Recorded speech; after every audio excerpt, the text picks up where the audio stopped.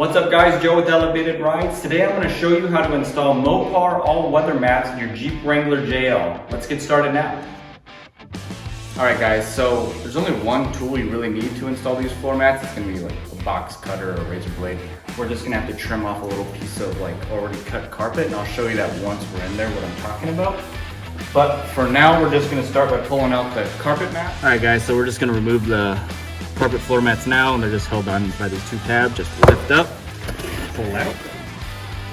Alright guys, so now that piece of carpet I was talking about earlier that we need to move, it's already pre-cut from the factory. It's just kind of held on right here on each side. So take your box cutter or razor blade and just trim it real quick. And it removes that piece. Alright guys, so now that the piece of carpet's removed, the drain plug is exposed, we just want to pull that piece off. And just lift up like that to remove it. I'll show you how to install this right now. Just slide it in. It's going to attach just like the carpet ones. Push down there, and then just make sure this is sealed up right there. We're going to use that drain plug cover again on top of the mat this time. And it seals that. Alright guys, we're going to do the same thing on the passenger side here. Just pop the carpet out. We're going to find that pre-cut carpet piece. We're going to cut that to expose the drain plug. Pop that out like that, hang on to that. Grab your all-weather mat, slide it back in. Pop it in the two places. Push that down into place.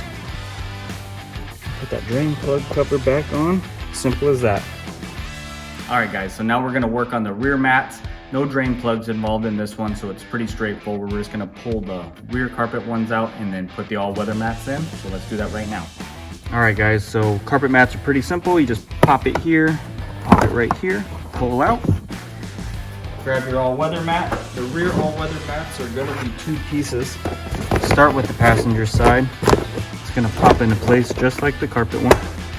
And then just move that into place, push down, and you're done with the passenger side. So on the rear passenger side, we're just going to do the same thing. Pull up here,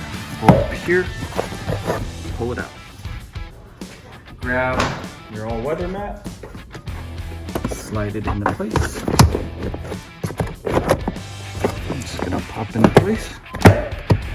And then we have this center section that kind of tucks into place with these tabs here.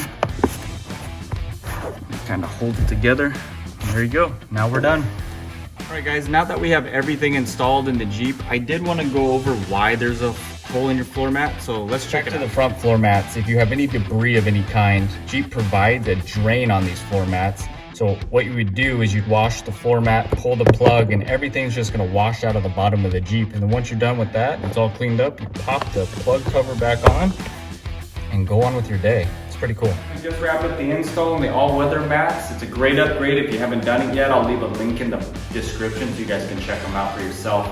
If you haven't yet, like, subscribe to the channel, and keep following along as we keep building this Jeep up.